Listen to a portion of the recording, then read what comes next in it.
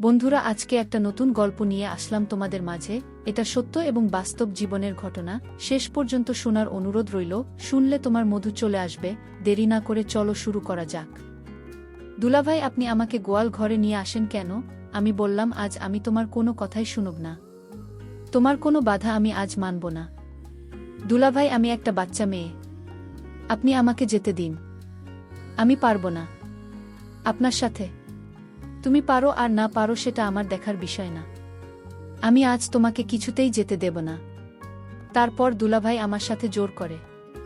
বাকি ঘটনাটা গল্পতে বলছি। আমার বিয়ে হয়েছিল অনিল নামে একটা মেয়ের সাথে।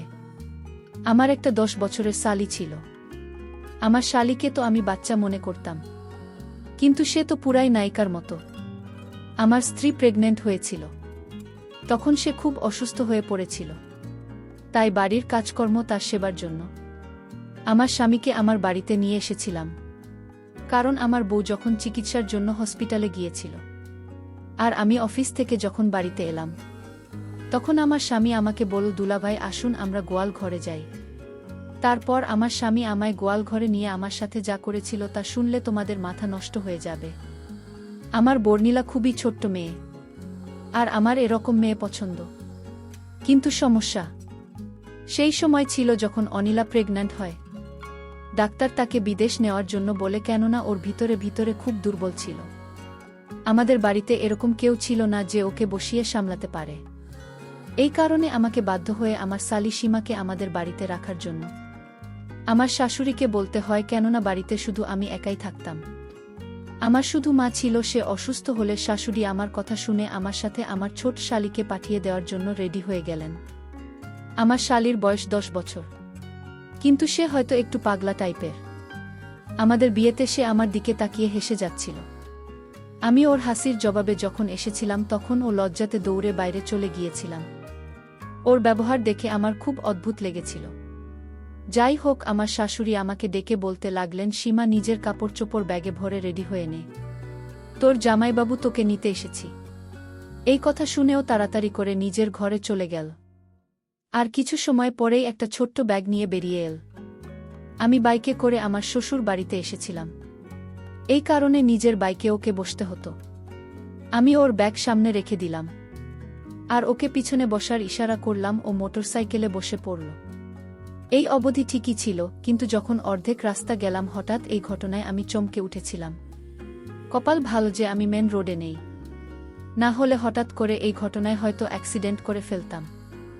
আমি তাড়াতাড়ি করে মোটরসাইকেল সাইডে দাঁড় করিয়ে ওকে বললাম, এটা তুমি কি করছো? কারণ আমার শালি সীমা মোটরসাইকেলে বসে আমার সাথে দুষ্টুমি করছিল। তোমার যদি মোটরসাইকেলে ভয় লাগে আমায় বলো। তোমার যদি ধরতে হয় তাহলে তুমি আমার কাঁধের উপর হাত রাখবে। আমার কথা শুনেও তাড়াতাড়ি করে ঠিকঠাক হয়ে বসে এরপরে আমি ওকে বাড়িতে নিয়ে এলাম।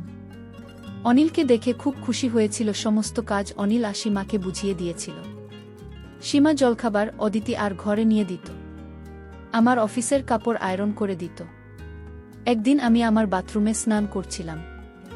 বেশিরভাগ সময় যখন শরীর খারাপ লাগত তখন ঘর থেকে বেরিয়ে বারান্দায় গিয়ে বসতাম। এখনও বারান্দাতেই বসেছিলাম। তারপর গোসলে গেলাম। আমি বাথরুম থেকে বেরিয়ে হঠাৎ ঘরের মধ্যে সীমাকে দেখে রাগে আমার অবস্থা খারাপ হয়ে গেল। হয়তো আমার আয়রন করা কাপড় রাখতে এসেছিল, কিন্তু ও ফিরে যাওয়ার পরিবর্তে ড্রেসিং টেবিলের সামনে দাঁড়িয়েছিল। আমাকে দেখেও ঘাবড়ে গেল। আমি বললাম, তুমি এখানে কি করছো? কোনো লজ্জাশরম আছে কি তোমার? আমি বললাম, চলে যাও আমার ঘর থেকে, অদ্ভুত বোকা মেয়ে। সীমা আমার এরকম কথাতেও চোখের জল ফেলতে ফেলতে ঘর থেকে বাইরে বেরিয়ে গেল। আমি রাগে গজগজ করতে করতে নিজের কাপড় পরে যখন বাইরে এলাম, তখন অনিলার পাশে বসে কান্না করতে করতে বলেছিল, দিদি, আমাকে বাড়িতে রেখে এসো। আমি তোমাদের বাড়িতে থাকতে চাই না। জামাইবাবু সবসময় আমাকে বকতে থাকে। তোমার এই লিপস্টিক আমার ভাল লেগেছিল, তাই আমি একটু লাগাচ্ছিলাম।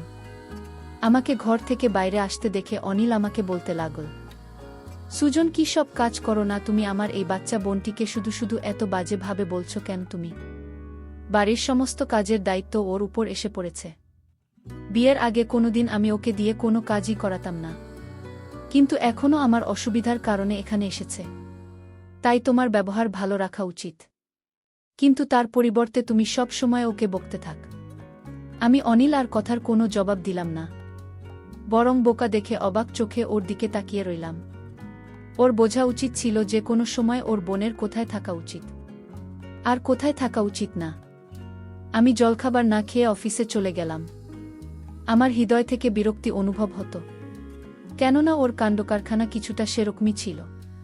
একবার আমি ক্লান্ত হয়ে অফিস থেকে তাড়াতাড়ি বাড়িতে এসে দেখলাম সীমা ঘরের দরজা বন্ধ। আমার মনে হলো হয়তো নিজের ঘরে আছে। আমি নিজের ঘরে ঢুকে দেখলাম অনিলা চাদর দিয়ে মুখ থেকে ঘুমিয়ে আছে।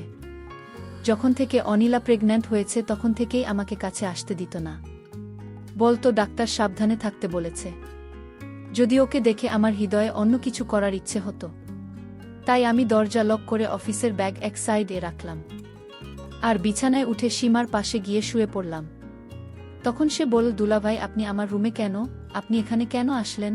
আপনার সাথে আমার আর কোনো কথা নেই। আমি বললাম, তুমি এমন করছো কেন? তুমি আমার সাথে কেন রাগ করছো? তখন সীমা বলল, দুলাভাই আপনি আমার সাথে শুধু ব্যবহার খারাপ করেন।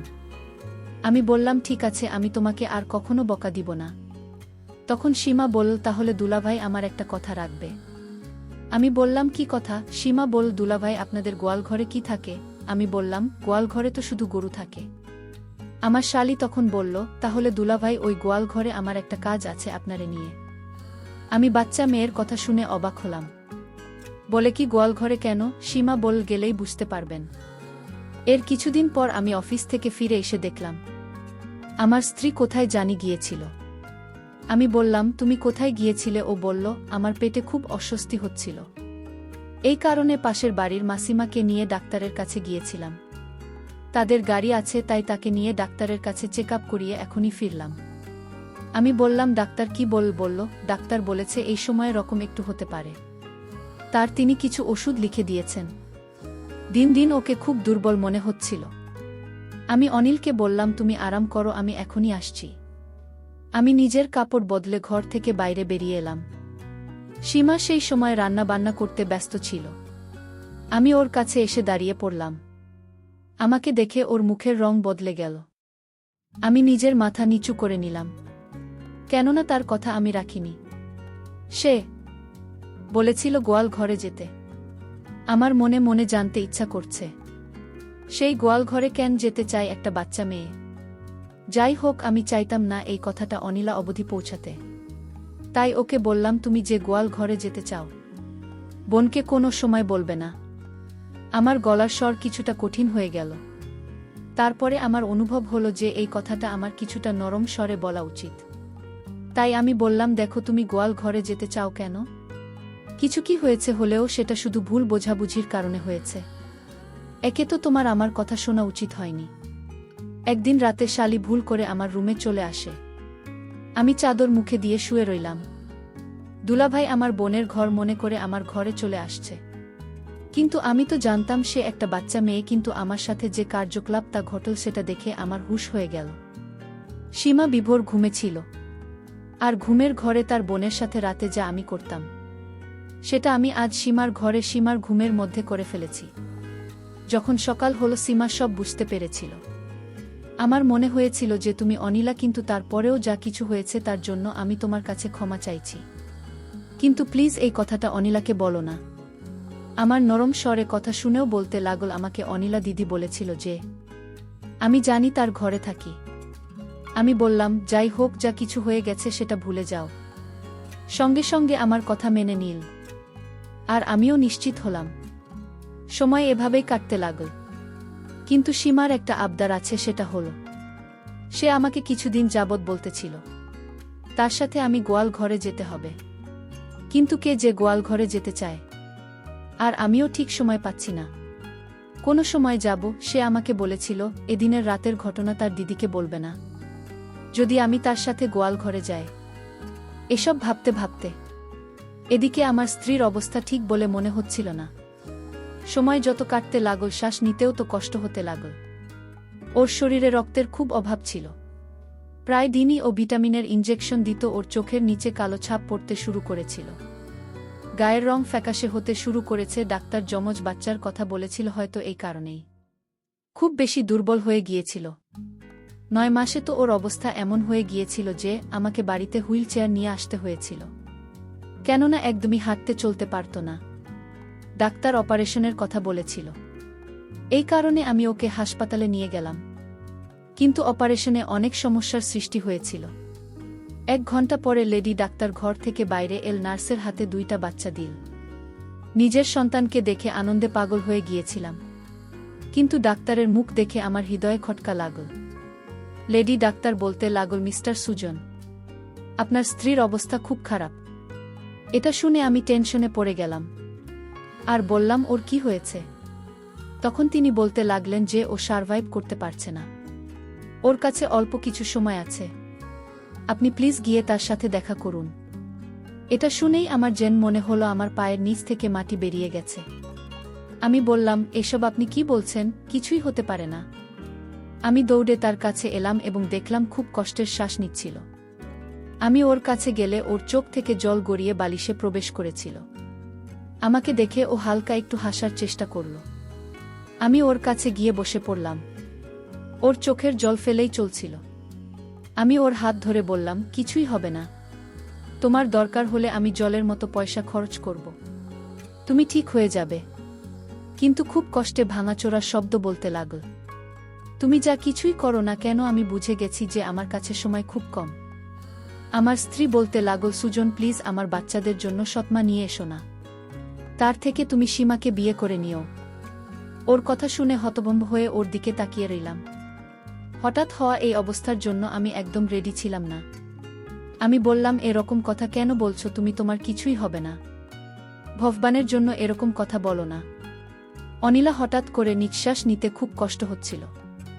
আমি ডাক্তারকে ডাকতে শুরু করে দিলাম। আমি চিৎকার করে করে সমস্ত স্টাফকে এক জায়গায় করে ফেললাম। ডাক্তার তাড়াতাড়ি নার্সকে ইনজেকশন দিতে বললেন। সমস্ত লোক আশেপাশে দাঁড়িয়েছিল। আমার চোখ দিয়ে জল পড়তে লাগল। কিন্তু এত কিছুর পরেও আমাদের ছেড়ে চলে গেল। আমার গুণটি সেই সমস্ত পুরুষদের মধ্যে হয়তো যারা নিজের স্ত্রীর জন্য সমস্ত স্বপ্ন, সমস্ত আবেগ কন্ট্রোল করতে পারে না। এর সাথে আমার এরকমই বন্ধ ছিল ওর শান্ত স্বভাব। আমার হৃদয়ে ওর জন্য আলাদা জায়গা করে নিয়েছিল। ওর প্রতি আমার গভীর ভালোবাসার কারণে আমি কখনো সীমাকে নজর উঠিয়ে দেখিনি। আমি কান্না করে বলতে লাগলাম, তুমি আমাকে এভাবে ছেড়ে দিতে পারো না। সবই তো আমরা জীবন শুরু করেছিলাম, আমরা একসাথে জীবন কাটাতে চেয়েছিলাম, কিন্তু ও আমাকে ছেড়ে চলে গেল। ডাক্তার আমাকে বললেন, আপনি একটু শান্ত হন। এখনো অবধি সীমায় কথা জানত না যে অনিল আমাদেরকে ছেড়ে চলে গেছে। যখন আমি ঘর থেকে বাইরে এলাম তখনও বলতে লাগল, দিদির শরীর কেমন আছে জামাইবাবু? আমার চোখ থেকে জল ঝরছিল। আমি নিজের বাচ্চাকে ওর থেকে নিয়ে ওকে বললাম, সে আমাদেরকে ছেড়ে চলে গেছে, আর কখনো ফিরে আসবে না। এটা শোনার সাথে সাথে সীমা কান্না করতে করতে বলল, আপনি মিথ্যা কথা বলছেন। আমি আমার শাশুড়িকে ফোন করলাম, একটা ভূমিকম্প যাতে আমাদের উপরে পাহাড় ভেঙে পড়েছে। আমার শাশুড়ি কান্না করতে করতে অবস্থা খারাপ করে দিয়েছিল। 3 দিন সীমা আর আমার শাশুড়ি আমার বাড়িতে থাকল। তারপরে আমার শাশুড়ি বলতে লাগলেন, আমি বাচ্চাদেরকে আমাদের বাড়িতে নিয়ে যাই, এখানে ওদের দেখার মতো কেউ নেই। আমি সেই সময় না করলাম না। আমি অনিল আর চিন্তায় ছিলাম যে এখনো হাসতে হাসতে বাইরে বের হয়ে বলবে, সুজন তুমি কেন উদাস হয়ে আছো? আমি এখানে তোমার কাছে আছি। 1 মাস পার হয়ে গিয়েছিল। আমি আমার অফিস জয়েন করে নিয়েছি। আমার তখন অনিলের কথা মনে পড়ছিল, কারণ অনিলা বলে গিয়েছিল আমি যেন তার ছোট বোনকে বিয়ে করি। আমি যদি তার কথা না রাখি তাহলে তার আত্মা কষ্ট পাবে। আর তাই আমার শালী সীমাকে বললাম, আমি জানি তুমি কেন গোয়াল ঘরে যেতে চাইতে, তোমার আর গোয়াল ঘরে যেতে হবে না। আজ আমরা এই ঘরেই থাকব, যেভাবে তোমার বোন আমার হয়ে থেকেছিল। সীমা ও তার বোনের কথা ভেবে আমার সাথে রহিয়া গেল। বন্ধুরা, আজকের গল্পটি তোমাদের কাছে কেমন লাগলো তা অবশ্যই কমেন্ট করে জানাতে ভুলবেন না। আর এরকম নতুন নতুন গল্প পাওয়ার জন্য আমার চ্যানেলটিকে সাবস্ক্রাইব করে পাশে থাকবেন। ধন্যবাদ।